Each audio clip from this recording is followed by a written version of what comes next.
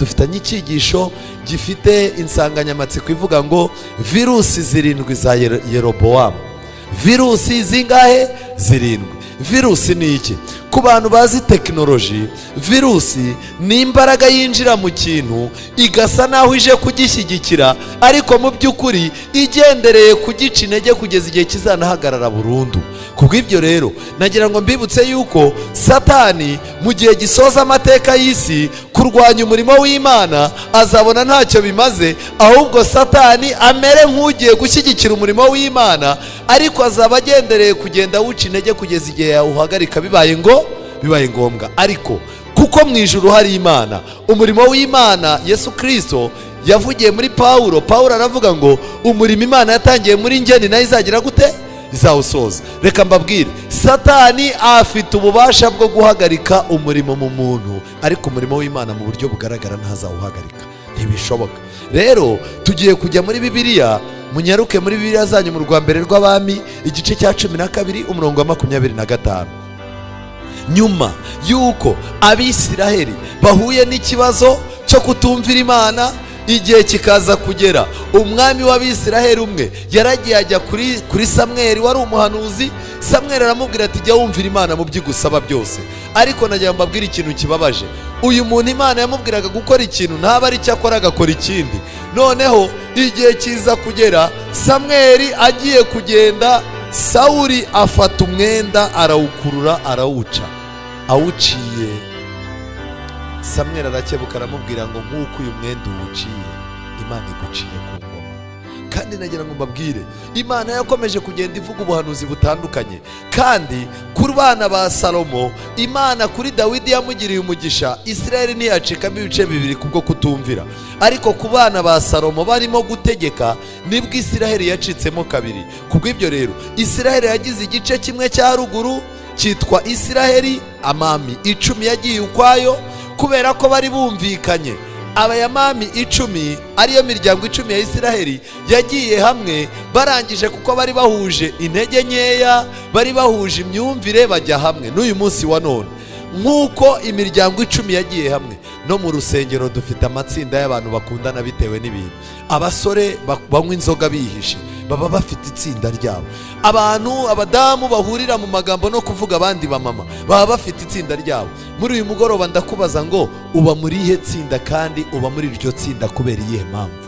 Rero imiryango 10 yaragiye iriyegeranya, ariko noneho hasigara imiryango 2. Umuryango wa Yuda n'uwa Benyamini bagiye hamwe, barangije bitwa Abayuda. Bamaze kuba Abayuda bagira isezerano ry'Imana, bakomeza kuguma ku Mana. Baravuga batumva rero twebwe nubwo twagera mu ntege nkeya tuzagume ku Mana, kuko nta bihe byiza tuzagira tutari ku Mana. Haleluya.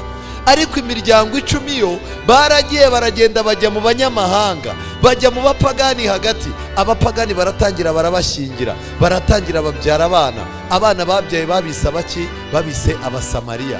Barangije iyo Isiraheli iragenda iracanganyukirwa mu mitwe, birazamba byose. Icyo nagira mbabwira, tagitike yatumye Isiraheli abenshi barimbuka, ndetse Imana igahanagurika muri bo. Tagitike Satani aracyayikoresha. Buriya muri bya birori byacu, muri za anniversaire zacu, muri ya minsi mikuru yacu twarangije amashuri, muri za gahunda zacu n'abantu duturanye twasuranye, Satani afite umugambi wo kubahanaguramo ibintu by'Imana.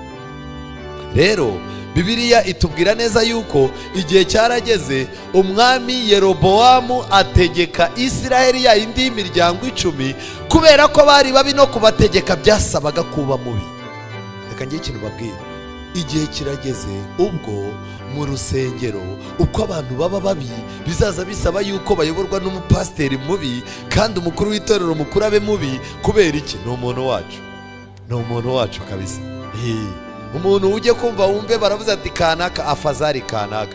Wibaza ariko uriya muyobozi ko abantu bose bamushegeye ngo ayobore, ni ibihe bibazo? Usange ni umuntu wabo, ni umuntu wacu rwose.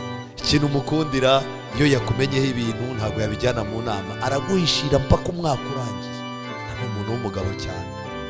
Reka ngiye ikintu babwira, twigeze kugira ji ikomeye, noneho abaji yabarangije ukazaza ukubitana n'umujiya yambaye ibintu bidahwitse atagendera muri gahunda. Noneho twari dufite umuntu witwa Mubyara rero, uwo niwe warangije abajiya bacu bo kumuhima.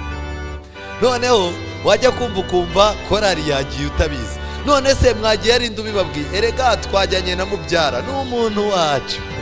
Yarangiza wajya kubona ukabona yafashe korari yagiye gusura umuntu mu rugo utari umudivanisi muri gahunda itorero ritazi, wabaza abaje uti byagenze gutati, Mubyara niwe watujyanye. Umva duhita tugira terime yitwa iki? Mubyara. Buriya rero pasiteri yo wumvaga abaje kumima avuga Mubyara nuko bavugaga.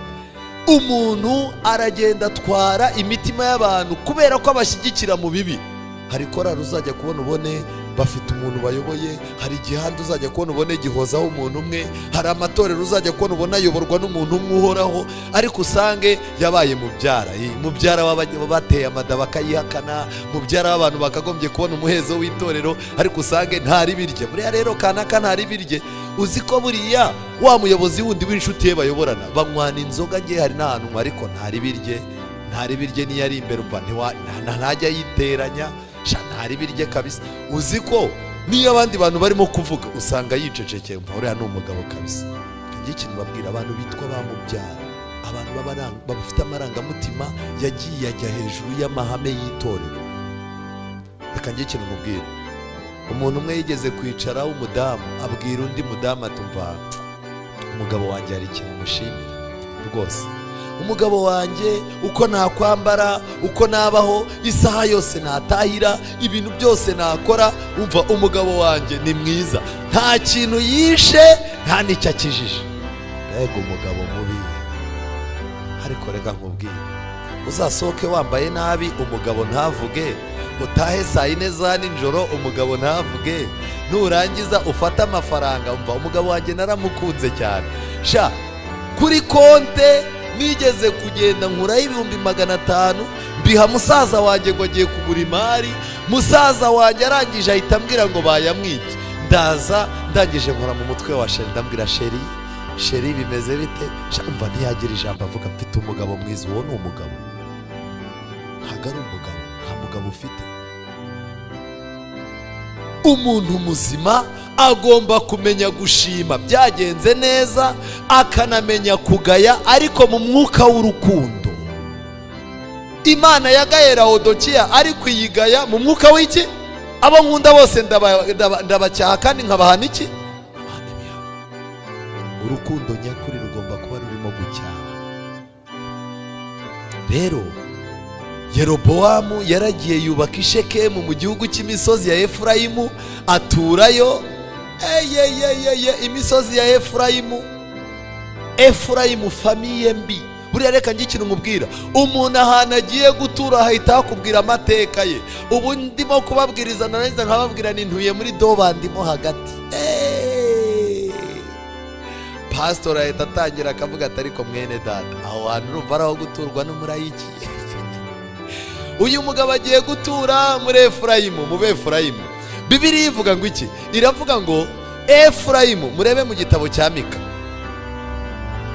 Ntabwo ari Mika, ni Hoseya igice cya 7 umurongo wa 8. Ahantu yagiye gutura, karisiye yagiye guturamo imeze ite?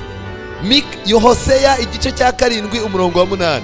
Efurayimu yivanze n'ayandi moko. Efurayimu ni nk'umutsima udahinduwe ugashyira uruhande rumwe. Abanyamahanga bamumazemo imbaraga ze kandi ntabizi, ndetse yameze n'imvi z'ibitarutaru ntiyagira gute, ntiyabimenya. Nawe wumve ugiye kujya gutura ahantu abanyamahanga bamazemo imbaraga. Efurayimu ni umutsima uhiye ugashyira uruhande rumwe. Reka ngire ikintu nkubwira, iyo utuye muri karitsiye mbi, iyo utuye ahantu habi, warangiza ugaturana n'abantu babi, ndagira ngo mbabwire ngo hari imbaraga y'umwijima ikugota nawe ikazaguhindura mubi. Rero agiye gutura Efurayimu, bukeye arahimuka yubaka i Penuweli, maze Yerobowamu aribwira. Agira gute? Aribwira. Kagiye ikintu mbabwira, iri jambo ryitwa kwibwira ni ijambo rikomeye cyane. Muri no minsi mu matorero yacu, muri korari umuntu aricara yarangiza akibwira yuko nta muntu umukunda, yarangiza akijundika abantu. umuntu ku rusengero akibwira yuko nta muntu umwitaho, umuntu akibwira yuko abantu bamupinga. Ubu hari abasore benshi hano ushobora kubwira ngo za hano, agahita avuga ati hoya abantu bo ku rusengero igikondo barapinga cyane, kandi ntawe uramupinga. Yibwiye yuko atabwiriza bamupinga, yibwiye yuko ataririmba bamupinga. Kwibwira rero ni ikibazo gikomeye. Laodikiya yibwira ko ikize, ariko ni umutindi wo kubabarirwa. Kandi ikindi nanone, umutunzi w'umupfapfa yibwiye. Kwibwira ibyo urabikora nka kwihorera, ukibwira ko mwanye nawe. Abanyabyaha bafite ibintu bibwira. Reka njye ikintu mbabwira, ukwiye gusohoka mu bintu wibwira ukaza mu by'Imana ikubwira, kuko nibyo bifite akamaro. Yibwira, aribwira ati noneho ubwami buzasubira ku nzu ya Dawidi. Umurongo wa 27, aba bantu nibazamuka bakajya i Yerusalemu gutambira mu nzu y'Uwiteka. I Yerusalemu hari ubuturo bwera, kubera ko ariho Imana yavugiraga, ni nabo bari babitse ibyanditswe byera. I Yerusalemu bari bafite amasezerano yo kuzavuka kwa Mesiya. Kubw'ibyo rero, nubwo nabo bari abanyantege nkeya, ariko abanyantege nkeya bafite isezerano ry'Imana baba ari abanyambaraga. Reka njye ikintu nkubwira, uri umunyantege nke nibyo, ariko ufite isezerano ryo kugaruka kwa Kristo. Jya ubwira Imana uti Imana, nubwo ndi umunyantege nkeya, nshaka kuzakurebesha aya maso yanjye. Ufite isezerano, nubwo wabonye umunyantege nkeya uri umunyambaraga. Imana yaje kuganira na Gideyoni itaragira ikivugana nawe. Gideyoni yari yarababajwe n'uburyo igihugu cyabo cyabaye, yari afite agahinda gakomeye. Gideyoni yumvaga igihugu cyabo nta mbaraga gifite. Imana ije kumusuhuzira amubwira ngo uraho wa munyambaraga we. Nawe mbwira, kuba wagiye kwihisha igihugu cyanyu abantu baragifashe barakigize akavuyo, Imana ikagusuhuza ikwita iki? Umunyambaraga. Mbega uburyo muri iri teraniro harimo abantu bareba bakabona ni abanyantege nke, nabo ubwabo bakwireba bagasanga ari abanyantege nke, ariko iyo uhagurutse ugiye gukorera Imana, Imana igusuhuza ikubwira ngo uraho wa munyambaraga we, kuko hari ibintu wanesheje abandi badashobora kunesha. Hano rero uyu mugabo yagize ikibazo, arangije aravuga tumva rero aba bantu nibagiye Yerusalemu gutambira mu nzu y'Uwiteka, imitima yabo izagarukira shebuja Rehobowamu umwami w'Abayuda, maze banyice bisubirire kuri Rehobowamu umwami w'Abayuda. Aba bantu nibazamuka, tactique virusi ya mbere uyu mugabo yakoze ni ukubuza abantu kujya Yerusalemu, kandi Yerusalemu niho Imana yabaga, niho Imana yavuganiraga n'abantu, niho amasezerano y'Imana yabaga. Abayobozi b'amadini b'uyu munsi wa none ntago barimo gushaka yuko abayoboke babo bazamuka mu myumvire, bazamuka mu misengere, bazamuka mu mikorere, ngo bazamuke basanganire Imana yabo. Kubuza abantu kuzamuka. Amadini menshi abereyeho kwica ibitekerezo by'abantu, ku buryo umuntu yari mugira ngo ni uburozi yariye, ku buryo hari urwego atatekereza ngo agezeho. Icya kabiri, umurongo wa 28, umwami ahera ko yigira inama, arema ibishushanyo by'inyana 2 mu izahabu. Arangije abwira abantu ati byabarushya kujya muzamuka mu Yerusalemu, wa bwoko bw'Abisiraheli we, ngizi imana zawe zagukuye mu gihugu cya Egiputa, maze kimwe agishyira i Beteli, ikindi agishyira i Dani. Nuko ibyo bishushanyo bibikigusha, kuko abantu bajyaga baza kubiramya, ndetse bakagera no ku Kidani. Kandi yubaka n'ingoro ku tununga, atoranya mu bandi bantu bose batari Abalewi abagira abatambyi. Yerobowamu ategeka ko haba ibirori by'iminsi mikuru mu kwezi kwa 8 ku munsi wa 15, ngo bise n'iby'Ubuyuda. Nuko arazamuka ajya ku gicaniro n'i Beteli, yabigenzaga atyo, atambira izo nyana yaremye. I Beteli ahashyira abatambyi baba mu ngoro yubatse. Nuko ku munsi wa 15 w'ukwezi kwa 8, ubupagani bugira n'isano buri munsi. Iyi tariki uyu munsi wa none tuyifite kuri kalendari nk'itariki yo kugira gute, kujyanwa mu ijuru kwa Bikira Mariya. Ikintu cyose gishobora kuyobya abantu Satani agiha itariki, kandi itariki z'abapagani zihora ari zimwe. Iriya tariki Yerobowamu amaze kuyifata, ariko kwezi yitoranyirije ubwe, arazamuka ajya ku gicaniro yari yaremye i Beteli, aharemera ibirori by'Abisiraheli, ajya ku gicaniro ahosereza imibavu. Abashaka kumva neza iki cyigisho birabasaba gusoma igitabo cyitwa Abahanuzi n'Abami page 52 na page 53, nibwo wabona imitego yari irimo muri ibi bintu. ubisomye gutya urabona ari ibintu byoroshye, ariko harimo tagitike ikomeye. Kandi iyi tagitike Yerobowamu yakoresheje, iyi tagitike izongera ikoreshwe n'amadini kugira ngo igabanye umubare w'abagomba kuzamuka bajya Yerusalemu yo mu ijuru. Rero ngiki kintu gikomeye, intambara iri hagati ya Yerobowamu n'uwitwa Rehobowamu ishushanya intambara iri hagati ya Kristo na Satani.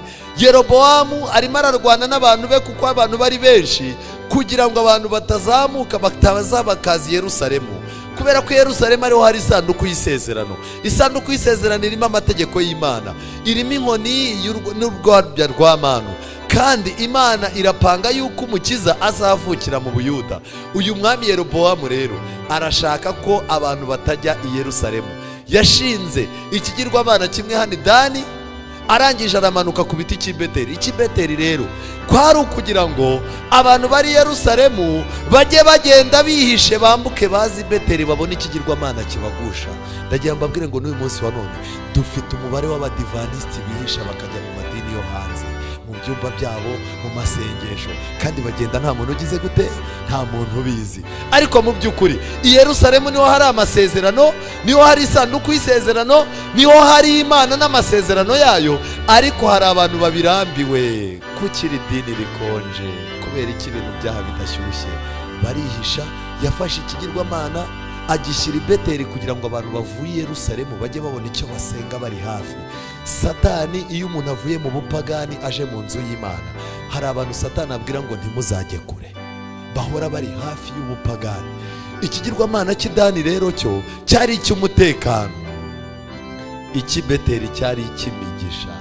Ubu dufite abantu barimo kuva hano, amadini menshi arimo arigisha inyigisho ebyiri.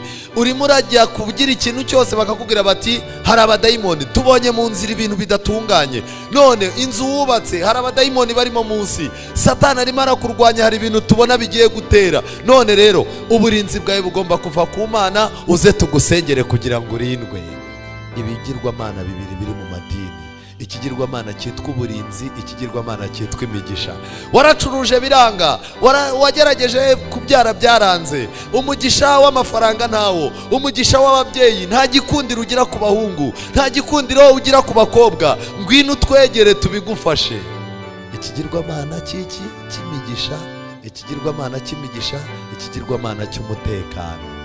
Hari umuturanyi dufitanye, hari umuntu duturanye, mbona ndeba nabi, ejo bundi nubatse inzu kandi aracyafitiye ibyondo, ndabona panga kuzandogera abana, munsengere cyane. Tuzagusengera, abana bawe ntazabakora.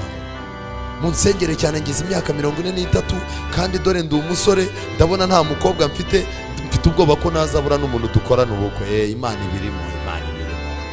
Mu ngo nk'izo usanga abantu bafite za mushwari bihanagura, amajwi barayanize, bariswa abakozi b'iki b'Imana, muntu w'Imana. Aba bantu barahanagira ngo mbagusobanurire. Uyu twariganye muri kaminuza, ni inshuti yanjye cyane, ariko ntabwo ari umudive. Uyu nguyu wicaye aha ngaha we, nawe ni umuntu twabanye dukorana mu kazi, yajyamo amafaranga nkajya Dubai, ni umuntu mwiza cyane. Uyu rero ndamusimbutse ndaza kumugarukaho. Bantu muri aha ngaha, aba ni abaririmbyi bo ku rusengero rwacu, nuriya ni umuyobozi w'itorero ryacu. Uyu muntu rero reka mugarukeho rero. Uyu muntu ntabwo ari umudive, ariko akunda Imana ndetse andutira abadive 1000. Murumva amazina, murumva iyo introduction, andutira abadive bangahe? 1000.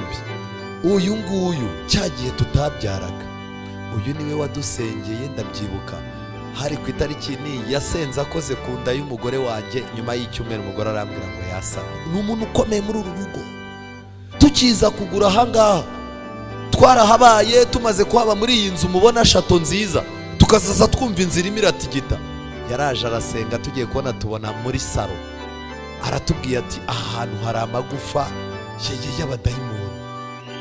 Yarasenze, hashize iminsi 2 tubona amagufa imbere y'umuryango. Ni umuntu w'Imana cyane. Ubu rero uyu nguyu nyine araha, ni ukuvuga ngo ikibazo cyose twagira, iyo tugiye Dubai kurangura asigara asenga, iyo turi buhomba aratubwira ati mwigenda. Ingo z'abadivanisiti benshi zifite abantu bavuye i Babuloni barimo kuziha icyerekezo. Niyo mpamvu pasiteri uzagera mu rugo runaka usanga umuntu nta mutima gufitiye, hari uwawufitiye. Ibi bintu birakomeye. ikigirwamana rero ubupagani burasa. I Beteli Satani yabahaye ibirori biryoshye, arangije uriya mugabo akazaza agenda akabwira abantu bazi amateka ya Isiraheli, abantu bazi amateka kuvanwa mu Egiputa, yahagararaga ku ruhimbi yarangiza akababwira ngo dore iki nicyo cyabakuye mu Egiputa, abantu bagakoma amashyi. Mbega uburyo abantu batigeze bagira umwanya wo gusoma ibyanditswe byera, ababwiriza b'abahanga b'abatekinisiye bagiye kubahanaguramo ibyo bari bazi. Umuntu azaza ahaguruka, reka nongere ngarura amateka yatumumenye. Umuntu yarazaga, haleluya, amen. Bantu b'Imana, isabato nziza, umunsi w'umunezero. Isabato nziza, umunsi w'umunezero. Isabato ntimuntera amabuye bayobozi b'itorero. Banyesabato mwiriwe, Imana ibaho umugisha cyane. Isabato igipindi cyitwa isabato. Noneho muri bunci mubanza mutazongera kumpa uruhimbi. Igipindi cyitwa isabato. Pastor, isabato nziza. Harya uyu muntu urimo kuvuga aya magambo arimo aratsindagira isabato cyangwa arimo arayikura mu mitwe y'abantu? Warangiza ukicara ukibaza, ariko ubundi isabato koko no munsi w'Imana siwo? Kubera iki umuntu yahagaze hano avuga isabato arangije arayiseka, nawe koko ugahita uvuga utari ku bundi ubu isabato ibaho? Umuntu yaraje iwacu ku muhima aratwigisha, araducanganyukisha, abantu bose birabacanga, abakuru b'itorero bakaza bareba amabati bakazunguza umutwe. Noneho umudamu umwe twakuranye muri JIA, iterano rirangiye bati ubaza nabaze. Hari kuwa nyuma twayoborwaga na Pasiteri Safu. Pasiteri Safu nawe ni umusaza w'umupasiteri Imana yahaye ubwenge buhanitse, yari arimo kubareba akareba uburyo baseka ku ruhimba, akareba iki, naho nawe arimo arapanga uburyo bagomba guhagarara, ariko ntashaka ko bitangira ariwe ubitangije. Yaratuje ngo abanze arebe ko mwiteranira Imana izagira undi muntu ihagurutse. Wa mudamu arahaguruka arabaza ati ariko ibintu murimo kutwigisha koko ko numva ibi bintu byancanze? Arangije arakebuka areba pasiteri ati pastor, niba mutaratubeshye, aba bantu barimo baratubeshya. Ariko wanyuma ndabyibuka pasiteri, uriya abapasiteri ntabwo bajya bajya intambara. Umupasiteri uzabona ari mu ntambara z'amagambo hano ku ruhimbi uzamenye ko nawe afite ikibazo. Iterano ryararangiye baragenda, bagombaga gucya bagaruka. Tugeze mu nama ndahaguruka ndabaza, ariko abantu bakomeze barogwe tureba, undi ahita nyicaza, icara wowe. Ndabizi ubu ngubu nuko mwabonye abantu babarusha kubwiriza, barabarenza babize kaminuza. Wowe ahubwo vuga, injira muri systeme yabo baguhe gahunda yo kubwiriza, ariko wivuga. Ndabaza nako bayobozi, ibi bintu murumva koko abantu batarimo kurogwa? Baticara bati pasiteri arahaguruka, tumva abakuru b'itorero ko mudaheruka kubwiriza habaye iki? Muri abapasiteri ndabakunda cyane. Guturuka uyu munsi buri mukuru w'itorero agenda ategura ikibwirizwa amezi 3, nta wundi muntu uzakandagira ku ruhimbi uretse umukuru w'itorero. Niba mutazi kwigisha mugende mu byige. Bati none bare abantu ko bafite gahunda y'ejo. Oya, ubwo abakuru b'itorero ejo nibo bazigisha. Umva, nta n'umuntu amenye uko byagenze, twashidutse karakemutse, basigaye bagenda bahamagara abantu. Ariko najya mbabwira, baduhaye uburozi baseka ku maradiyo. Umuntu agatangira ati alo, abantu murimo kutwumva mwiriwe. Umuntu agahita amubwira abadive bakubambura mutse utabanje gusenga, banza usengere gahunda wowe. Abadive ntuzi ko ariko bakora se? Wajya kumva mana ikiganiro kibi cyawe amen. Ariko murumva iryo sengesho, ikiganiro kibi cyawe amen. Noneho undi yarangiza agahita amazi atari ku bundi gusenga bimaze iki? Undi agahita amusubiza ati gusenga wasenga utasenga byose ni iki? Ni kimwe. Twikomereza abadive batandeba nabi. Ariko murumva arimo arasenya amahame. Gusenga yabisenye, arimo arazana izina ry'itorero mu bihe bidakwiriye kugira ngo yumvikanishe ko bafite imyumvire ipfuye. Aha rero yahagararaga hano Dani mu magambo meza uyu mwami yavugaga akeye aseka, yabibutsaga yuko atari Imana yabakuye mu Egiputa, ahubwo ari ibigirwamana. Kandi abantu bazunguzaga umutwe mbere yuko Yesu agaruka. Ababwiriza b'abahanga, ubwo ndi mu gitabo cy'intambara ikomeye, abantu b'abanyempano, abagabo bazi kuvuga neza, babandi bavuga amarangamutima yanyu agatuma musiga ibitabo mu rugo. bazahaguruka babahanaguremo amahame y'iby'Imana. Ikiganiro gitangire kuri radio. Uyu munsi dufite topic nziza ku bigendanye na Yesu. Hano tuhafite umuyobozi wavuye muri Kiliziya, hano tuhafite umuyobozi wavuye muri ADPR, tuhafite umuyobozi wavuye mu Badivanisti, tuhafite umuyobozi n'uyu n'umwisilamu, tuhafite n'umuntu utemera Imana. Ikiganiro kigatangira. Niki kibemeza ko Yesu yabayeho? Bamwe bati gutya na gutya na gutya, abandi bati hoya twese ko tubyemera gutya. Barangiza ikiganiro kiburi minota 10, barangiza bagaha ijambo wa muntu utagira idini utemera Imana. Agahita atangira tumva rero aba bagabo ibintu bavuze kuva mu gitondo nakomeje ndabitegereza nsanga kuba batumvikana ni ibyerekana yuko n'Imana bavuga itabaho. None ku rwaye ruhande uraduha namaki. Njyewe rero nkurikije imyumvire yanjye, ibitekerezo byanjye, nemera yuko Yesu ariho cyangwa atariho, nemera yuko Yesu azaza kimwe nuko atagiye, nemera byose, ibintu byose njyewe byemera yuko byose biva mu mutwe. None rero aba bagabo umva muratubeshye, njyewe nemera yuko Imana yabiriho cyangwa itariho, ikigenzi ni ukubana n'abantu neza amahoro. Umunyamakuru abantu bakaba baravuze ati okay, dusigaranye iminota mike reka duhe urubuga n'abandi bantu batwumva batagire. Allo ego umva uwo mugabo uvuze nyuma turamwemeye cyane, uwo mugabo mudushimira ahubwo atubwira amazina na nimero za telefone. Abo besikoro b'abapasteri n'abapadiri n'abaki bose nabo bashe arabagaragaje kabisa. Umva nanjye kuri yabyemeye niko mbyemeye. Uriya mugabo yarizerega ariko wowe wagize ngo kugira masters ni ikintu. Undi akabarahamagaye ati none ubwo Imana ntibaho koko wa munyamakuru we n'icyo tubwira. Umunyamakuru yarangiza mutwihanganire nta jambo bari muri studio mbasubiza, ikiganiro kizongera ubutaha kikaba kirarangiye. Ninde utsinze utemera Imana arayagize gute atsinze. Rero ibi biganiro mukurikira ku cyumweru ni ibiganiro byateguwe na Yerobowamu utagaragara kugira ngo bibahanaguremo amahame.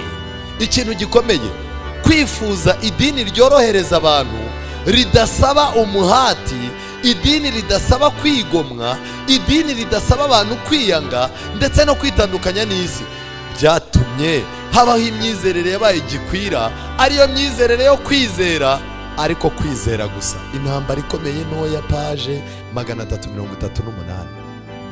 Abantu ntibashaka amadini abaruhije, barashaka idini ryorohereza abantu. Idini musaba kwambara ibintu byose, ibisheneti, amaherena, ibiki, imikufi. Idini ryemerera abantu kwambara ubusa, uko yambaye waba wambaye ubusa ku rusengero bakakubwira baturi umuntu w'umusitari, umuntu w'umuniga.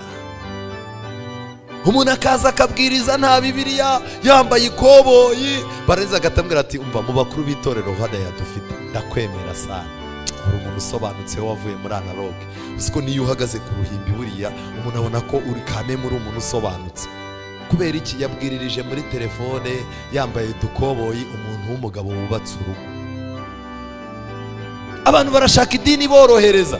Amadini arimo gushingwa, arimo abantu barimo kwirukiramo, ni amadini yorohereza abantu. Yerobowamu yabwiye abantu ngo byabarushya kuzamuka. Amadini yose agomba koroshya ibintu kugira ngo abapagani bidagadure mu madini. Ndagira ngo msabe Imana muri iri torero ryacu twubake ku mahame aho kubaka ku bayoboke. Umuntu uje ahangaha ajya amenye ko avuye mu mwijima w'icuraburindi ageze mu mucyo w'iki witangaza.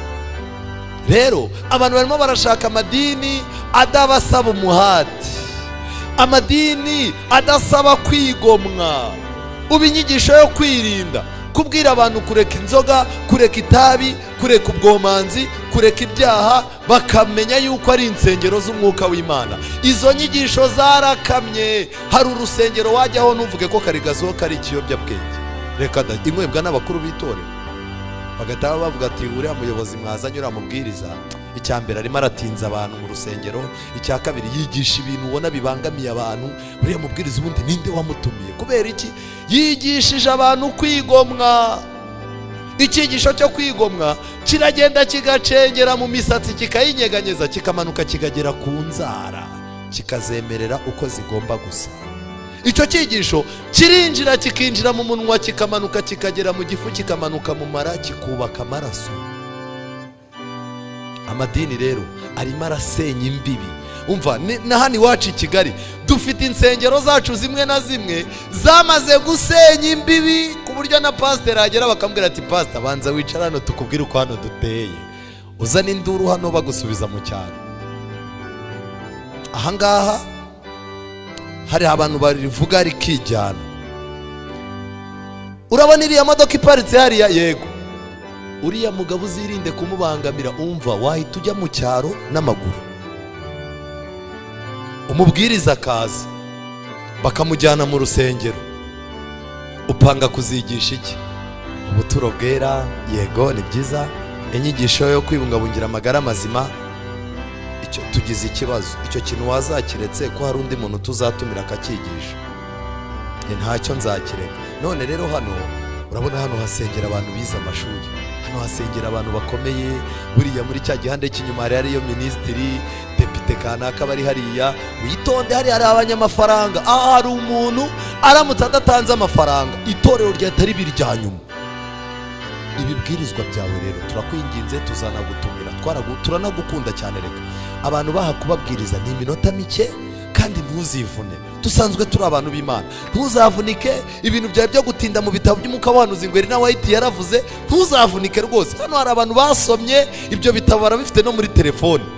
Umubwiriza akazazaza, torero ry'Imana mwiriwe, yego iwacu rero turaryaga. Umva ikibwirizwa aho gitangira, bamuhaye gahunda. Undi nawe akaba ni umusirimu w'i Kigali, yarangiza agatangira abantu b'Imana amen amen. Buriya abantu b'Imana baba basobanutse. Uyu munsi turigana ibintu byo mu kirere. Umuntu w'umusirimu w'i Kigali agaterura ikibwirizwa cyo mu kirere, mwarangiza namwe mugataha muri mu kirere, ikibwirizwa mpaka kirangiye. Ibyo byose bikorerwa iki? Kwirinda kwigisha inyigisho yahubanganya abayoboke. Rero niyo mpamvu murimo kubona aba bantu barimo gushinga amadini bose barimo barakoresha tagitike ya Yerobowamu ya mbere yitwa korohereza abantu. Byabarushya kujya kwiyegurira Imana, byabarushya muramutse muretse imyenda mibi mwambara, byabarushya kureka inzoga. Hari idini ryiza wajyamo ukaba umuntu w'Imana ariko n'icupa ukagira gute ukarigumana.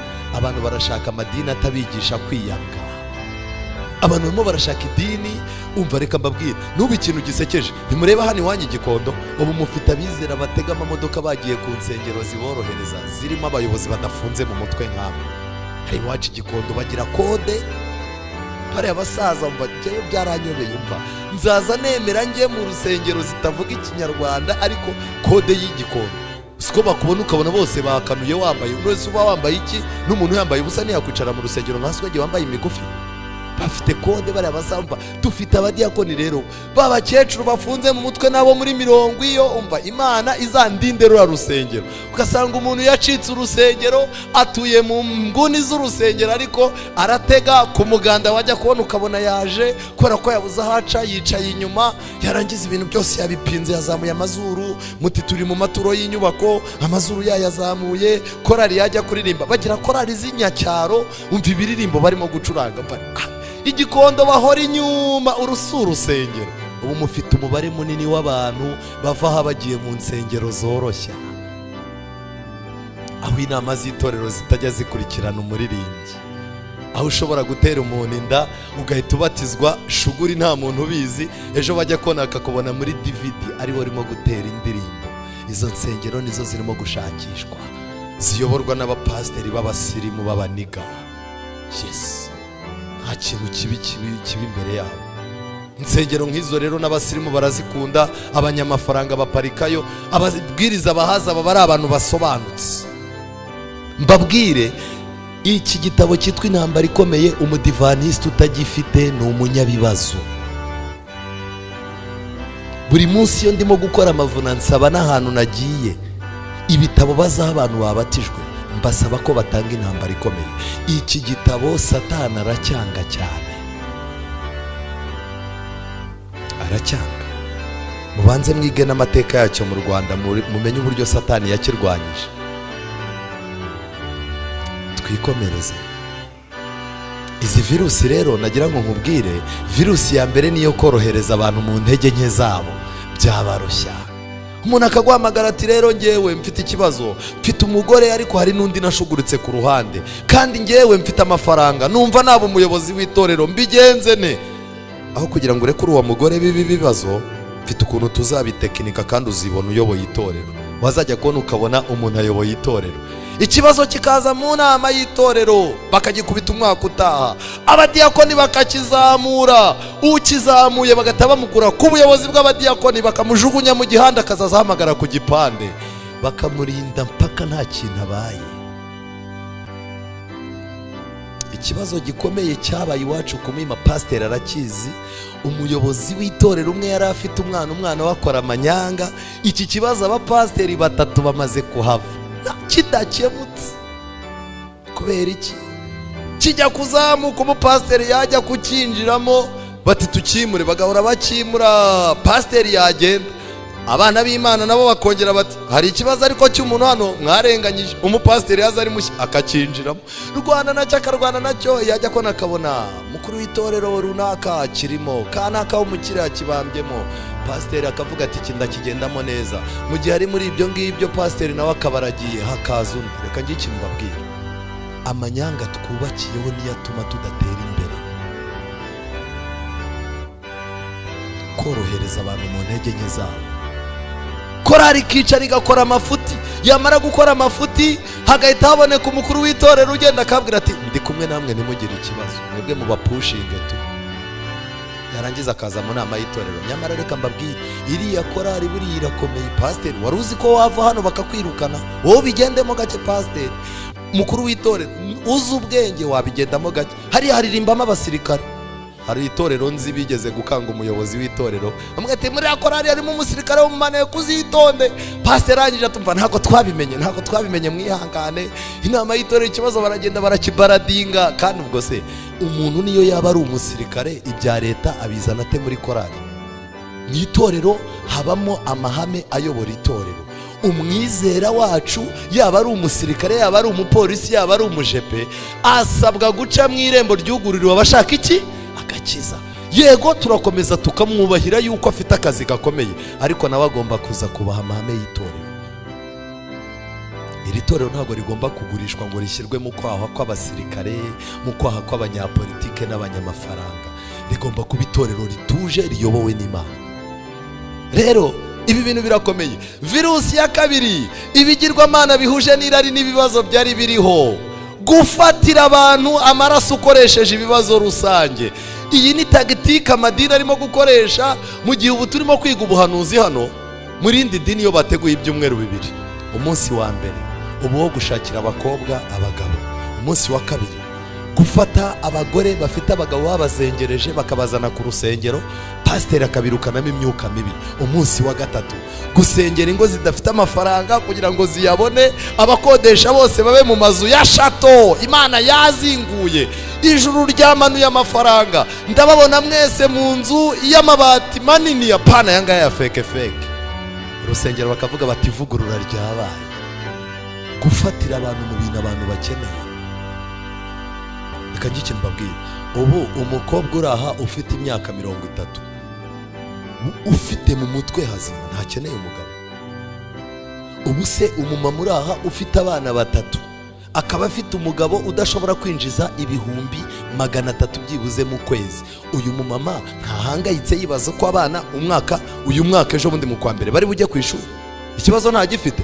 None se ubu ndamutse mpagurukije abamama 5 hano, ubu hano haburamo umumama umwe ufite umugabo wabaye umushomeri, bafite n'ikibazo cy'uko umwana azajya kwiga, yabura hano? Ntago yabura. Ubu hano habura umukire uhombye muri uku kwezi. Gufatira abantu, aya madini agiye kubafatira. Umva, Yerobowamu yarabanje arareba asanga abantu bafite ibibazo bibiri, ikibazo cy'umutekano n'ikibazo cy'umugisha. Nibyo yabafatiyemo. Kandi amadini agiye gufatira abantu ku mutekano n'umugisha. Icya gatatu, kubaka ingoro kutununga. Yaragiye yubaka ingoro kutununga, buri gasozi kose agashyiraho urusengero, noneho kugira ngo ahanaguremo abantu impamvu zibagenera. Ariko ubundi mu gihe Yerusalemu gukora iki? Urusengero ko rubegereye. Tagitike ya Satani, kongera insengero zikegerana n'utubari zikaba kavuyo, kugira ngo abantu batazamuka bakaza hano. batazamuka ngo baze biga ibi bintu turimo kwiga. Dusigaye dutegura amateraniro, insengero zose nazo zigategura iki? Amateraniro. Pasiteri akajyamo. Noneho haraho merutse nakoze muri TMI. Umupasiteri afata abayoboke be. Umunsi wa mbere nkora amavuna, arigisha agejeje saa 10 kirakonoza. Bararamya barushya arabwira ati nimwitaye. Bazamutse basanga nibwo mpagurutse, bahagarara inyuma. Bariga ubukeye. Yarayibigishije kimukamana saa 8, abanyoherereza saa 8, baraza baza mu gitaramo. Umunsi wa gatatu yarababwiye ati mugende ugende nta kindi nakora. Cyase kimukamana neza. Umva abo bantu barazaga tukaba turi mu materaniro banyibariza ibibazo bagira gute, hari umubare munini wabo wabatijwe. Bazabuza abantu kuzamuka, kubaka insengero ahantu hose kugira ngo abantu bose baba bakirisitu. None wejo bundi nujya gusambana n'indaya usange ni umuririmbyi, nugenda urimo gupangana n'umuntu ibintu by'amafuti by'amanyanga byo kwiba usange ni umuyobozi mu idini runaka. Abantu bagiye guhaga amadini kugeza ubwo uzaza uratira umuntu idini sese nizamuke. Ujya ahantu mu minsi yashize, iyo wajyaga ahantu ukabwira umuntu ukamubwira uti nitwa Murokore, ndashaka ko munguriza ibiro 5 by'isukari mu rugo tugakoresha. Leta akavuga ati ubwo witwa Murokore baguhe n'umuceri utware. Uyu munsi wa none umuntu witwa Murokore akubwiye ngo umugurize amafaranga wayamuha? Niba abanyamanyanga ba mbere. Kubera iki? Satani arashaka kutuzinura ikintu cyitwa gusenga. Abantu bagende bajye gusenga, abesikoro bagende, abantu batihannye bagende, umukobwa azabyarira iwabo abana 3 4 nta mugabo ugaragara kandi ari umuririmbyi muri korari mu idini runaka. Bituma abantu bazinuka ibintu by'Imana. Tactique ya 5, gupirata ubutambyi. Yagiye musome biriya zanyu, yaragiye afata abantu badasanzwe ari abarewi. Itegeko ry'Imana ryavugaga yuko abatambyi bagomba gukomoka mu barewi. Noneho aragenda itavuga ngo ubundi umuntu wese ni umuntu, abantu mwumva mubishaka rata are mwese muhinduka abatambyi. Ikintu gikomeye uyu munsi wa none Satani arimo gukora, mwabonye ko abantu bose babaye ba pasiteri. Urakubitana n'umuntu mwarararaga mubyinana, nta minsi 5 ishize cyangwa ukwezi ugakubitana nawe harimo akantu k'umweru hano. Bite se bimeze gute? Yesu ashimwe cyane. Oh Imana ni nziza. None se umva mbwiza ukuri, va muri ibyo bintu by'igipindi tuganira. None se wabaye pasiteri ryari? Ndakubwira ati sha Kigali yaranze mbona ibintu ni danger. None se ibi bintu urimo bimeze gute? Ubundi revera reka mbaha amateka asekeje. Ejo bundi nakubitanye n'umunyeshuri twiganye muri segonderi, twiganye mu wa 6, ari umwisilamu. Noneho uyu musore nakubitanye nawe hano mu mujyi kuri City Plaza. Nari nambaye neza niwo mugisha nagize. Iyo mba nambaye nabi byare kuba ibibazo. Nkubitana nawe afite telefone 2 arimo kugenda neza. Arangije aransuza sinanamumenya. Ijwi yararihinnye neza agenda atuje. Arambwira ati komera, uracyasenga, uracyari umudivu, uracyari muri bya bintu byawe n'imbirimo. Aranyitegereza. Ndangije namubwira ni se wowe bimeze bite? Ambwira yuko yaravuye kuri radio Umucyo gutanga ikiganiro. Arambwira ati ubundi pasiteri ukomeye, ndi pasiteri ukomeye, ntanga ikiganiro gikunzwe n'abantu kuri radio Umucyo, mfite n'idini ryanjye, uzaza undeba ariko ubundi nkwereka uko dukina diru. Reba nawe umuntu w'umupasiteri ukibuka uko bakina diru. Umva reka mbabwire, abapasiteri b'iki gihe baba bazi uko bakina diru, gupirata ubutambyi. Abantu bose babaye abapasiteri, urinjira mu rugo iwawe ugasanga umuntu yinjiye mu rugo rwa atakubwiye, wajya kumva n'izijwi, wajya kubaza uti urinde ndi umushumba. Abashumba yabaye amasega. Uyu mugabo yafasha abantu bose abagira abatambyi kugira ngo azinure abantu abatambyi b'i Yerusalemu. N'uyu munsi wa none kubera uburyo abantu bose bigize abakozi b'Imana, abantu bose bigize abapotre, bigize abapasiteri, kandi abenshi mukaba muzi ubwesikoro bafite, bituma no mu nzu y'Imana n'abacu tutakibubaha pastor. Ngiyi ingaruka. Uzaza ugana na pasiteri wanyu nawe umwitiranye na babandi bahahandi. Pasiteri ntabwo amagara ati ndashaka ko tuvugana, we tuvuga uti uze pasiteri ko asigaranye madamu wanjye ngo baganire. Aha pasiteri bari hano hanze aribo bamaze abagore b'abandi. Oya da, umugabo akabara aho ngaho wajya kubona mumaze iminota nk'itanu muganira ukumva arimo arabipa umugore, bite kutaza sohoka ngwino tugende. Naho arabizi neza hari umuntu baganira amubwira ati umupasiteri yantwaye umugore neza neza. Rero reka njye ikintu babwira, ibi bintu kwari ukugira ngo azinure abantu umurimo abatambyi bakoraga i Yerusalemu. N'uyu munsi wa none impamvu ubona abantu batagitanga icyacumi, abantu mu rusengero rw'Imana ubona bafite ukuntu bateye, bariye virusi y'i Babuloni. Virusi ya gatanu, gukora ibirori. I Yerusalemu barasengaga bakaramya. Uyu mugabo yaciyemo abantu kuramya akoresheje ibirori. Ibi birori bagombaga kubitegura ariko bigasa n'iby'i Buyuda. Amadini yose yamaze kugira gahunda natwe dufite. Ejo bundi umugabo ntavuze izina ufite idini rikomeye, tukirangiza TMI yaravuze ati ariko ibi bintu abadive bakora nanjye wabyigana. Aragenda yaka mureto hano Kicukiro, ashyiraho amakorari, arangije ashyiraho gahunda y'ubuzima mbere y'amateraniro. Ubwo yakoraga yahamagaye abaganga bari hariya nabo barimo kuvura. Arangije atanga udutabo mu mwanya wa genzura, nawe yari afite utuntu hatanga, aradutanga. Korari zirakora n'ibiki byose bazenguruka mu bantu n'iki. Bagomba gukora ibirori byabo bigasa n'ibya hehe n'iby'i Buyuda. Akambaho ibintu mutari muzi. Kiliziya Gatolika mu myaka yamaze idatera amakorasi, ubu baratera amakorasi, barimo barajya mu mwuka. Kiliziya Gatolika uyu munsi wa none twajyaga tuyishinja yuko batabatizwa mu mazi menshi. Ubu sigaye ujya gucika padiri yakubona gufitemo inyungu akakubwira ati ni iki kikujyanye, ukamubwira uti mwambatije ku gahanga kandi atari byo, agahita akubwira ati panga pisine ngewe nzaze nkwibatiriza. Bagomba gutegura ibirori byabo bigasa n'ibyahe. Ubu mu madini yose mwamaze kubyumva kuri radio, barimo barashaka kwiga ubuhanuzi, barimo baricara. Ubu bazindukiye ku bwa Yerusalemu, barimo kuroga abantu, barimo barashaka kwigisha ubuhanuzi bw'inyamaswa. Abahamya ba Yehova barimo baratanga ibitabo ku buntu. Noneho mwabonye ko bagiye ku muhanda, barimo barigana ababwiriza ubutumwa bakoresheje ibitabo b'Abadiventiste. Kubera iki? Bagomba gutegura ibirori bigasa n'iby'i Buyuda, kandi nibiba ngombwa bazaza bafata abantu i Buyuda babajyane rwihishwa, babajyane gukora. Niyo mpamvu abaririmbyi bacu bari basanzwe ari abaririmbyi mu itorero, abenshi murimo kumva barimo kuririmba indirimbo z'isi, abandi bari mu yandi madini, kugira ngo ibirori byabo bise n'iby'i Buyuda. Barimo bariba ababwiriza bacu. Ubu dufite ababwiriza basigaye bihisha bakajya kwigisha mu matsinda y'amadini atari ay'Abadivantisiti, kugira ngo ibirori byabo bise n'iby'i Buyuda. Virusi ya gatandatu, kubwo gutwara imitima y'abantu. Yerobowamu icyo yatangizaga abantu baragikomezaga kugendera mu kigare. Yerobowamu umwami yabikoze, ye baba we umwami niba yabikoze natwe tubikore. Umuntu agakora ikintu yajya kona yabona hari umukuru w'itorero uhari. Abantu bigeze guhurira muri stade, n'umujiya wanjye wabimbwiraga. Muri stade baricara, bari bagiye bihishe, ari ku isabato Rayon Sport iri bukine na APR. Barangije umujiya umwe agenda yambaye ishati y'umweru n'umukara, ariko mu by'ukuri afana Rayon Sport. Aragenda noneho kwa kundi babitera hejuru, barangije baramureba bati wicaye hano uti umva reka mbabwire. Yakubiswe n'abadive bene wabo, abadive bene wabo.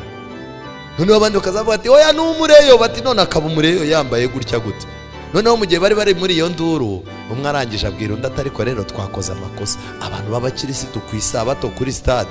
Undi arangije atamubwira ati sha, ati nta kibazo, ati wowe cye bukureba inyuma gatoya. Ngo arebye inyuma ahantu abakuru b'itorero bo muri uyu mujyi b'abanyamafaranga bose bari bahagaze babafana babareyo, bamwe bo mu rwego rwo hejuru. Atambwira ati ikibazo nikivuka kizahera hejuru, we twikomereze. Kambwira ikintu mbabwira, kuba ikibi gishagawe n'umuntu wo mu rwego rwo hejuru ntibivuze ko cyahindutse ikintu cyiza. Kuba itsinda ryo gusenga ryayobye, wagezeyo ugasanga umubwiriza uzi ku rusengero abantu bemera yicayeyo, ntabwo bivuze ko byatumye iryo tsinda riba ryiza. Kuba ahantu hagiye ukahasanga umuririmbyi wa korari mu gihe wowe utarabatizwa, ntibivuze ko iryo kosa ryabaye ryiza. Yewe kuba wajya naho hantu ugasanga pasiteri arahicaye, ntibivuze ko icyo kintu bakigize igitagatifu. Iyi ni virusi ya gatandatu. Virusi ya karindwi, yitoranyirije iminsi inyuranye n'iy'Imana yashyizeho. Imana yagiye itanga ibirori bigomba gukorwa n'Abisiraheli. reka ngire ikintu mbabwira. Imana yatanze isabato, ariko amadini menshi bafite icyumweru, amadini menshi afite vendredi, ubu amadini menshi batangiye gutegura umunsi wa mercredi usigaye ari umunsi wo gusengeraho. Mwitonde murebe imitego umunsi wa mercredi uzabyara. Dufite n'abakristo bacu basigaye bajya mu byumba mercredi yava gusenga agahita avuga ati ubu nsenze by'icyumweru, ku isabato nta kintu tujya twiga. Baba bavuza inzogera, nta kintu dutahana. Ubundi ubu iyo ntasenze mercredi mba nzongera gusenga ku yindi mercredi, kandi iyo mercredi n'abapenikoti niyo bagize umunsi wabo wo kubonana n'Imana. Mube hafi rero murebe iyi mercredi, abantu basigaye bose bajyaho bajya gusenga ikizabyara. Iyi virusi ndajya mbabwire ngo mugaruke ku minsi Imana yateguye. Ubuturo bwera nicyo kintu cya mbere Yerobowamu yarwanyaga, kandi nongere mbibutse, ubuturo bwera nicyo kintu cya mbere Satani arimo kurwanya. Hari umurimo Kristo arimo gukora hera cyane ho mu ijuru. Abadivanisi bagize amahirwe yo kubimenya. Igitabo cyitwa inzandiko z'ibanze kibisobanura neza. Niyo mpamvu abadivanisi dukwiye gutwarwa n'ibintu biri mu ijuru kuruta ibiri mu isi.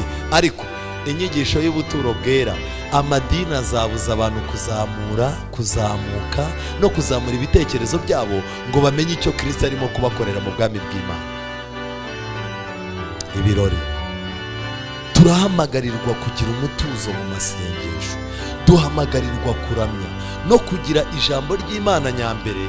Gahunda yacu ntivangirwe, ariko dufite abantu barimo kujya muri ariya madini aho umubwiriza abwiriza agakubita igikobwa bahamagaza inka. Nimujya mubyumva kuri radio, umubwiriza arabwiriza akabwiriza, wajya kumva ahamagaye nk'uhamagara inka, abantu bagahita bakoma amashyi bagahaguruka ngo ubwo icyo gikobwa ni umwuka wera ukivugisha.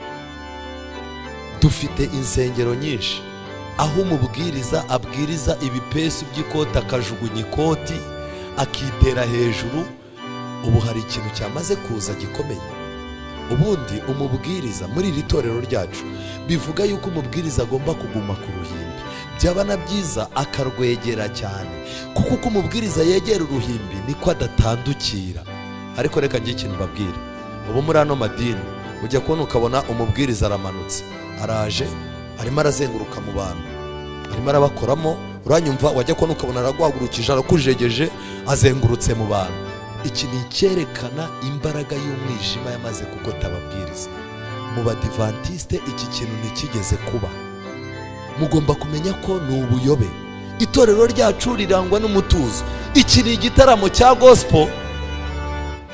Uyu ni umuririmbyi w'umuhanga cyane w'umunyamerika, yatwaye imitima y'abantu, abantu bose bazambuye amaboko ngo ubu bari mu mwuka. Ariko murebe urimo kumucurangira ni umuki do. Reba iyo pana. Iyi myenda yambaye ibyinwa na ba basore b'abanyamerika baririmba ibiririmbo by'isi by'ibitutsi, ariko ni muri gospel. Bazamuye amaboko yabatwaye, yambaye ibikomo impande zombi, yambaye ipantaro, ni umukobwa. Kubera kureba izi ndirimbo rero abaririmbyi bacu nabo bamaze kuba abanyamerika. Amakorari babaye abanyamerika. Umuntu arareba kuri televiziyo akabona umubwiriza abwiriza yirukanka yitera hejuru, wajya kubona ukabona natwe umubwiriza yabifashe. Mwitonde, iri torero rifite ukuntu Imana yarigennye. Imana ifite uburyo iri torero iririnda amavirusi. Mwirinde kuvangira. Ariya madini menshi kwicara ngo abantu batekereze neza ntabishaka, kuko bicaye bagatekereza neza basanga bababeshya. Niyo mpamvu guturuka mu gitondo babitera hejuru, itere hejuru ugeze saa sita mu mutwe uraba wacanganyikiwe. Bari buvuze ingoma, bakubita ibikobwa, nujya gutekereza bajye mu mwuka, nujya gutekereza bajye mu ikorasi, korari zikubitaho, umubwiriza azenguruka gukanga ajya gukubita mu mutwe, akubita hehe, uri butaha utitekerejeho. Ibi ni ubuyobe. Intambara ikomeye, paje 279. Kwitirirwa idini runaka byahindutse rusange mu isi. Abantu bose barashaka kugira idini bitirirwa. Hari abantu basigaye baza agaca mu mubatizo, ukamubatiza muri TMI, naho yashakaga adresse, arapanga ko mu myaka nk'itatu cyangwa 4 ashobora kuzashaka umugore w'umudive. Reka bafashe ikibanza rero bitazamuvuna. umuntu akazagaruka yiyambariye ibintu by'amaherena n'iki, yarangiza akabwira ati ndi umwizera wanyu hano Gikondo. None se uri umwizera ko tubona usa n'umushyitsi? Hoya, ndi nimero ya 400, nyamara mu bizera mufite ndi nimero ya 400. Jya mu gitabo wajya mugasanga arimo yamaye. Yari yarafashe ikibanza. Abayobozi mwumve, abantu binjira mu idini batarahindutse, abayobozi, abanyapolitiki, amatora yegereje, umuntu agatavuga ati ariko ubu uwaba umudive, abadive ko ari benshi kandi basobanutse, ahantu nazaza mpagarara no mu matora kuntora byaba bisobanutse, kandi burya abadive barakundwa. Byonyine kujya muri korari nkayiha amafaranga muri fundraising, abantu baratavuga bati burya dufite n'abanyapolitike bakunda Imana. Naho arimo aracunga amatora. NW'IT ibi bintu umva, reka njye ikintu mbabwira, niba hari igitabo mukwiye gufatira umwanya intambara ikomeye, abanyapolitike baza hano gushaka amaboko, abacamanza, buriya abadivaniste nibo bantu bazi agaciro k'amategeko kuko ari nabo bayigisha. Rero iyo ubaye umudive, urubanza ugiye guca baricaka avuga ati n'umukino umudive mva ntiwamutsinda, umudive ntiwamutsinda. Niba yashatse umwavoka w'umudive, umva urubanza heba, abadive nibajya bagira amanyanga ntiwanamuha ruswa, kubera ko abacamanza b'abadive bizerwa, baba bafite n'ubwenge no kureba bakageza kure. Nta nzoga banywa, nta bintu by'ibitabi banyweye, bafite imiryango ku isi, bataricara akaruhuka, abatuje. Abantu barashaka kuba abacamanza, barashaka kwinjira mu itorero. Abaganga bashobora kwinjira mu itorero bazanywe n'iki? Abadive nibo abantu ba mbere baza agaciro k'iki? K'umubiri.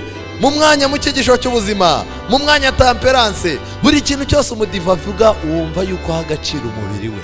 Kuko ibyo rero utabaye umudive ngo ube umuganga, ko aribo bivuza cyane, buramwe muzi ko abandi batajya bivuza. Reka da, aricara yazaza yumva byanze akikubitiraho inzoga, yakumva byanze gutyo, igihe cyazagera agatavuga ati barandoze, abakigiye kwa muganga. Ariko umudivaniste aricara akantu kose kaba, reka njye kwicekinga kwa muganga, bakamucisha mu cyuma. Umudive yaba arwaye iryinyo, yaba urwara rwahezemo, ajya kwa muganga. Baza agaciro k'ubuzima. Rero abantu barinjira mu itorero, umuntu yabaye umuganga abaye umudive abashyikiriye abantu. Abandi bantu binjira mu itorero ku mibare, abacuruzi, akicara akavuga ati umva, iyo ubaye abadive barakundirana kubi, abacuruzi babo uzi ko umwe asiga imari Dubai undi akazajyayo kuyimuzana, abanyagwa barakundana. Iyo umwe yahombye baricara bagateranira mu rugo rw'undi bakamukora fundraising agasubira Dubai. Utabaye umudive waba icyo uri umucuruzi, bakaza bakaba abacuruzi. Aba bose bayoboka itorero runaka ari uburyo bwo gushaka icyubahiro no kwiringirwa n'abantu no kugera ku nyungu zabo bwite z'iby'isi. Uko niko bagerageza guhisha ibyo bakora bidatunganye, bakabitwikiriza umwenda w'ubukristo. Amatorero menshi yashyigikiwe n'ubukungu n'ubushobozi bw'abo bantu babatijwe nyamara bagamije inyungu z'isi. Ashakashakana umwete kuba ibyamamare no gufashwa. Insengero z'ibitangarirwa zitatswe mu buryo bw'akataraboneka zirubakwa ahantu abantu benshi bakunda guhurira. Ibitorero bikaba binini, abasirimu bakazabegera abandi basirimu. Umuntu yazagusanga usegera nko nkariya hejuru ku irebero cyangwa ari amatorero yanyu yo hirya, umuntu agasanga hari umuntu haparitse imodoka wahasengeye. Uyu muntu nyiri iyi modoka ninde? None se kutegera abandi bantu urabona uzasobanuka ute? Bugacya nawe yazanye imodoka yiparitse Igikondo, yegereye abandi bakire. Ikintu mbabwira, ijuru riri kure niba tutemerewe umwuka w'Imana ngo aduhindure. Muri ayo matorero rero mwumva ukuntu bimeze. Abantu baje kuramya bambara imyenda igezweho, kuko buri muntu wese, kubera ko haje abasirimu, haje abakobwa bize kaminuza b'abasirimu bafite amasura meza, hari abagore bambaye amabubu n'iki, buri muntu wese isaba ataba yayikaniye avuga ati nzaba nambaye iki ngo mbemeze. Twese tuba twaje kwerekana imyenda. Abonye ikoti, uzi ko yambaye ikoti ry'600, nararibajije nubwo ntayatunze. Uriya mugabo ni umukire, ariko sha uriya mukuru w'itorero buriya koko yazabwiye umugore akamwigisha kwambara. Uzi ko ikoti yambaye ari ryo muri 77, uriya muntu koko amafaranga atunze amumariye iki? Dore wa mudamu gitenge yambaye, hako kiriya gitenge buriya uriya mugore ko cyamubanye indangamuntu nta mugabo agira. Umva ibintu byaha byaranyobeye. ku isabato ugasanga abantu bari mu myenda gusa. nawe yarakomeje ngo umuvugabutumwa ufite impano w'umukirisitu umuvugabutumwa ufite impano yo kunezeza abayoboke. nta bakristo bafite abaki. umuvugabutumwa ufite impano yo kunezeza abayoboke no kubakurura ahembwa umushahara munini. ababwiriza babarwanira aho hantu. ububwiye umuntu uti ufite ivuna igikondo, warangiza ukamubwira uti ufite irindi vuna mu cyaro ku Kibuye. abwira abo ku Kibuye ati mwihangane havutse impamvu zikomeye. none rero ivuna mwari nari mfitanye namwe muryimurire mu mpeshyi itaha. kubera iki? mu mutwe yabaze igikondo. hari umubwiriza amubwiye ko igikondo iyo urangije amavuna umugore we bamuha impano nawe bakaguha impano. igikondo ni heza, iyo uri mu mavuna utaha mu rugo rw'umukire ukarya neza. abantu b'igikondo bakunda abantu babwiriza, kandi uba urimo no kugenda wunguka inshuti nshyashya, abakire, abasirimu, abacuruzi, ugenda umenyana n'abayobozi bo muri leta n'ibiki byose. ugasanga amatorero nk'aya ababwiriza bafite impano nibo bashaka kuruta ababwiriza b'abakirisitu. niyo mpamvu ikibwirizwa cye rero kiza nta muntu kigomba kugonga, kandi mu bibwirizwa bye ntagomba kwamagana ibyaha rusange biri mu bantu, ahubwo amagambo ye agomba kuba asize umunyu kandi aryoheye amatwi. abantu bakavuga ati bayobozi, umuntu watumiye uyu mugabo azongera mutumire. mbega umugabo usetsa, umva nasetse numva inkweto zirenda kumvamo. reka mbabwire, esheke mubona dufite ituruka ku babwiriza bagiye batabwiriza iby'Imana yabahaye. niyo mpamvu muzasanga abizera nta gitabo agira, umwizera adakunda amateraniro. ubu dufite n'abantu bamaze guhaga ibintu by'Imana. buriya nza hano ngo hari abantu babanje kuza ngo batestinge barebe niba amavuna ngo azaryoha. kubera iki? hari abantu bagiye babwiriza, ariko babwiriza uzi kubwiriza kugeza igihe uzagaruka ugasanga umwizera yanditse agenda, waterura umutwe w'ikibwirizwa agasanga ni uwa kanaka. ati iki cyigisho yaragipirase, ni icya kanaka ngewe yakinyigishe muri 98. iki cyigisho mfite n'ahantu nacyanditse yaragipirase. ababwiriza badafitanye umwanya n'Imana bafite ikibazo. mu matwi y'abakunda ibigezweho. muri ubwo buryo abanyabyaha bakunda ibigezweho bandikwa mu bitabo by'itorero, kandi ibyaha bigezweho bigatwikirirwa umwenda wo kwigira intungane. intambara ikomeye, paje 279 niyo nasomaga. rero ibi bintu bizarangirira he? Zaburi 32:8, nzakwigisha nkwereke inzira unyura, nzakugira inama, ijisho ryanjye rizakugumaho. n'ikimana irimo kuvuga, ntabwo nzemera ko izi virusi zikwangiza.